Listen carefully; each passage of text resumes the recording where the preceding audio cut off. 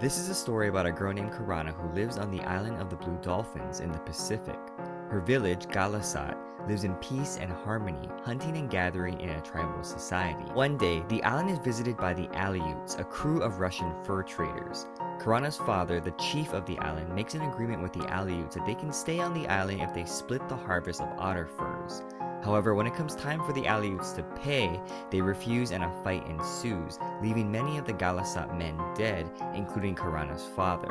After a new chief is appointed, the people on the island prepare for a mass exodus in the event that the Aleuts come back by building canoes and collecting supplies. Soon, another ship appears in the distance, but it's not the Aleuts. These men want to take the Ghalas-at away, and so they bring them on their ship.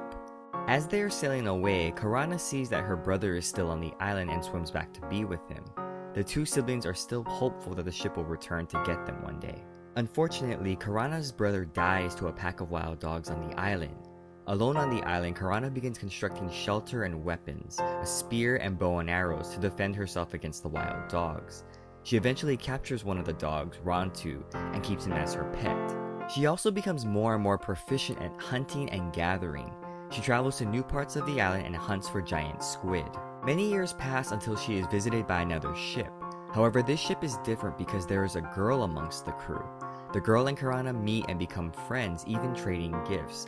However, the ship eventually leaves and Karana is again alone. Despite Rantu dying of old age, Karana finds another dog and continues her routine of checking for a ship on the horizon. And in the end, a ship of missionaries rescues her, telling her that her people had died in a shipwreck all those years ago. As with most desert island stories, this story draws out the real connection between humans and nature.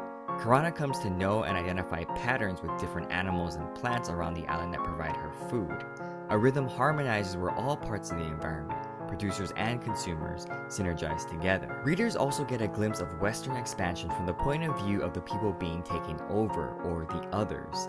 As it's been said, history is told by the winners, but in this case it's told from the loser's perspective.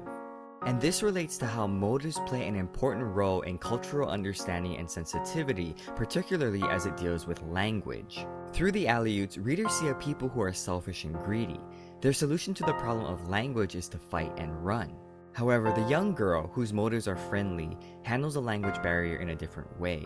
She befriends Karana by offering gifts and friendship, and it's here that we get an insight into how important motives are in interaction with others. This story also highlights the power that women have if given the opportunity. In the Ghalas-at society, women are not allowed to construct weapons and hunt. This ultimately hurts Karana when she is forced to live by herself, but fortunately for her, she's given enough time to experiment and craft the tools she needs to survive. Karana's survival creates a significant benchmark for women in that they are highly capable of taking on the roles that are predominantly filled by men. And soon she discovers in order to survive, she cannot view jobs and tasks through gender-specific lenses. She has to do what she has to do, and so those tasks become gender neutral. And so this story isn't just a call for gender equality, but a celebration of individuals of either gender who can rise to the occasion when thrown against nature.